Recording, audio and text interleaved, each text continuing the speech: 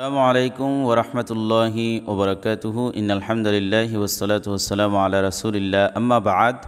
সুপ্রিয় দর্শক শ্রোতা ভাই বোন, যে যেখান থেকে দেখছেন আন্তরিক মোবারকবাদ এবং ধন্যবাদ জানিয়ে শুরু করছি আজকের অত্যন্ত গুরুত্বপূর্ণ একটি ভিডিও। প্রিয় দর্শক, আজকে আমরা মস্ক করে মুখস্থ করব সূরা আনআমের প্রথম 3 আয়াত।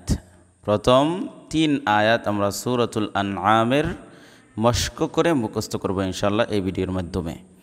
তো বেশি কথা না বলে চলুন আমরা শুরু করে দেই। এই সূরা আনআমের এই 3 আয়াত পড়লে বিশেষ একটা রোগ ভালো হয়ে যায়। তো সেটা সম্পর্কে আপনারা হয়তো অন্য কোনো ভিডিওতে কারো ভিডিওতে জেনে আসছেন। তো আমি শুধুমাত্র এই 3টে আয়াত মস্ক করে দিব ইনশাআল্লাহ আপনাদের সুবিধার্থে, যাতে করে আপনারা সূরা আনআমের প্রথম 3 আয়াত মুখস্থ করে নিতে পারেন। চলুন আমরা শুরু করে দেই। আমার সাথে সাথে আপনারা পড়বেন। أعوذ بالله من الشيطان الرجيم بسم الله الرحمن الرحيم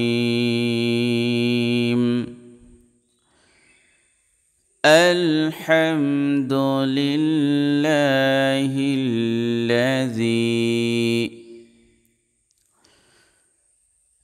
الحمد لله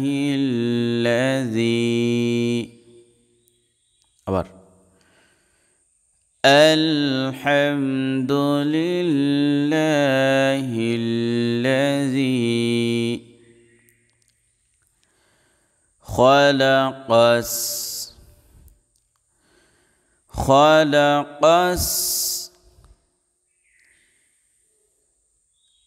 الحمد لله الذي خلق السماوات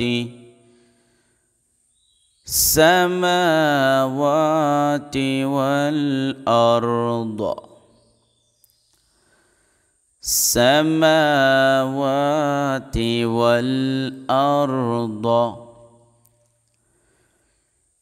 الحمد لله الذي خلق السماوات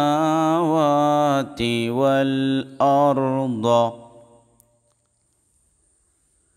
وجعل الظلمات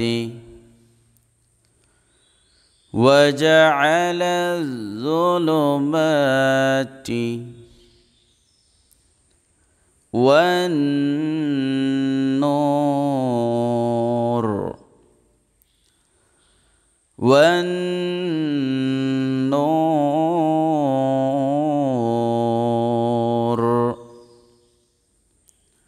وجعل الظلمات والنور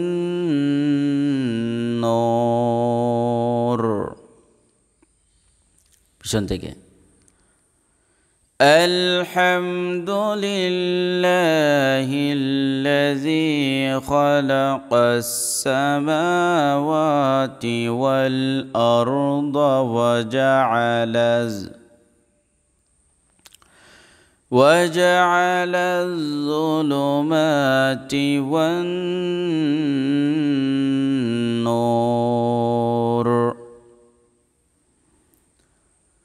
ثم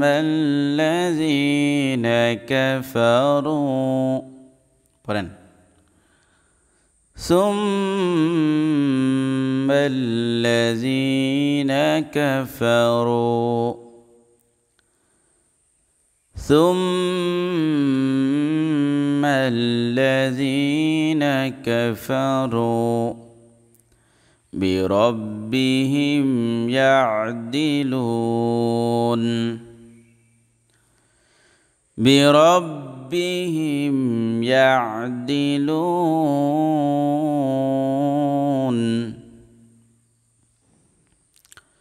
ثم الذين كفروا بربهم يعدلون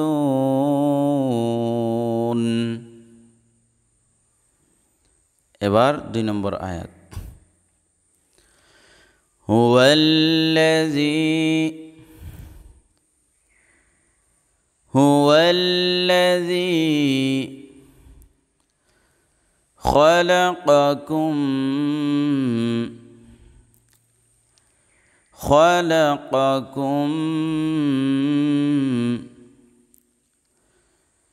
هو الذي خلقكم من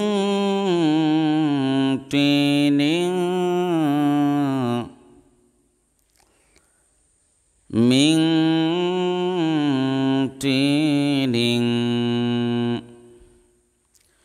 هو الذي خلقكم من طين ثم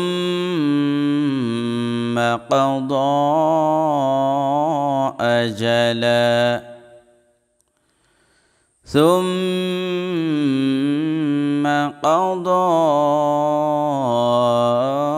أجلا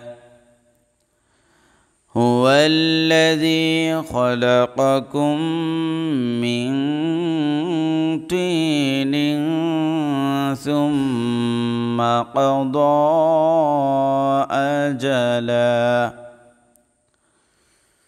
وأجل مسمى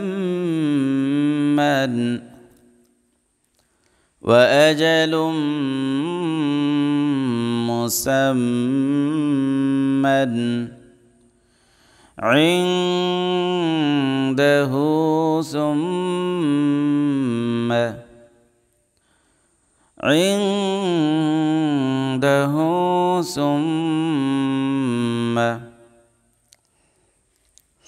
وأجل مسمى عنده ثم أنتم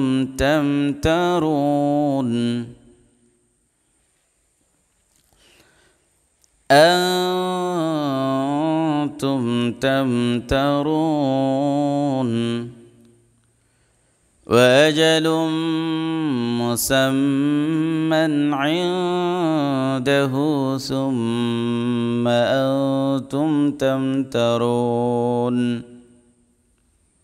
পিছন থেকে পুরো আয়াতটা هو الذي خلقكم من طين ثم قضى أجلا وأجل مسمى عنده ثم أنتم تمترون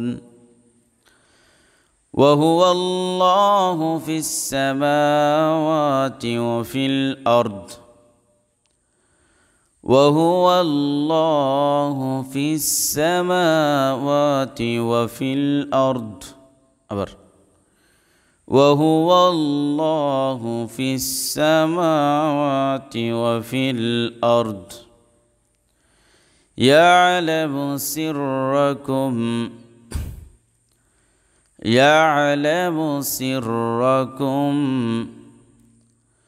وجهركم